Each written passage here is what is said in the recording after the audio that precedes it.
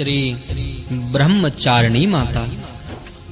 श्री दुर्गा पूजा के दूसरे दिन इन्हीं के स्वरूप की उपासना की जाती है। जय मां ब्रह्मचारिणी। श्री ब्रह्मचारिणी माता। दधानाम कर पद्माभ्याम मक्षमाला कमंडलु देवीं प्रसीदतु मय्या ब्रह्मचारिण्य अनुत्तमा। मां दुर्गा की 9 शक्तियों का दूसरा स्वरूप ब्रह्मचारिणी का है। यहाँ ब्रह्म शब्द का अर्थ तपस्या है। श्री ब्रह्मचारिणी अर्थात तप की चारिणी, तप का आचरण करने वाली। कहाँ भी है वेदस्तत्वम तपो ब्रह्मा। वेद, तत्व और तप ब्रह्म शब्द के अर्थ हैं। श्री ब्रह्मचारिणी देवी का स्वरूप पूर्ण ज्योतिर्मय एवं अत्यंत भव्य है। इनके दाहिने हाथ में जप की माला एवं बाएं हाथ में कमंडलु रहता है। अपने पूर्व जन्म में जब ये हिमालय के घर पुत्री रूप में उत्पन्न हुई थी, तब देवर्षि नारद जी के उपदेश से इन्होंने भगवान शंकर जी को पति रूप में प्राप्त करने के लिए अत्यंत कठिन तपस्या की थी। इसी दुष्कर तपस्या के कारण इन्हें तपस्चारिणी अर्थात ब्रह्मचारिणी नाम से अभिहित किया गया। 1000 वर्ष उन्होंने केवल फल मूल खाकर व्यतीत किए थे।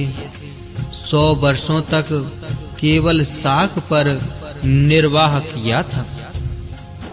कुछ दिनों तक कठिन उपवास रखते हुए खुले आकाश के नीचे और वर्षा धूप के भयानक कष्ट सहे। इस कठिन तपश्चर्या के पश्चात 3000 वर्षों तक केवल जमीन पर टूटकर गिरे हुए बेल पत्रों को खाकर वह अरहिनिस भगवान श्री शंकर जी की आराधना करती रहीं। इसके बाद उन्होंने सूखे बेल पत्रों को भी खाना छोड़ दिया। कई हजार वर्षों तक वह निर्जल और निराहार तपस्या करती रहीं। पत्तों को भी खाना छोड़ देने के कारण उनका एक नाम अपर्णा भी पड़ गया। कई हजार वर्षों की इस कठिन तपस्या के कारण माता ब्रह्मचारिणी देवी का वह पूर्व जन्म का शरीर एकदम क्षीण हो गया था। वह अत्यंत ही कृशकाय हो गई थी। उनकी यह दशा देखकर उनकी माता मैना अत्यंत दुखित हो उठी। उन्होंने उन्हें उस कठिन तपस्या से विरत करने के लिए आवाज दी।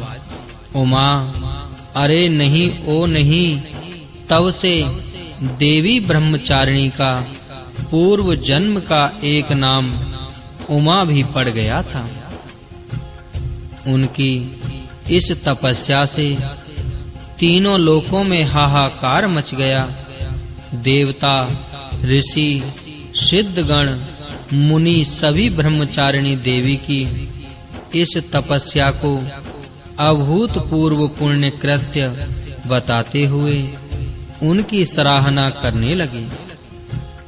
अंत में पितामह ब्रह्मा जी ने आकाशवाणी के द्वारा उन्हें संबोधित करते हुए प्रसन्न स्वरों में कहा, हे देवी, आज तक किसी ने ऐसी कठोर तपस्या नहीं की थी।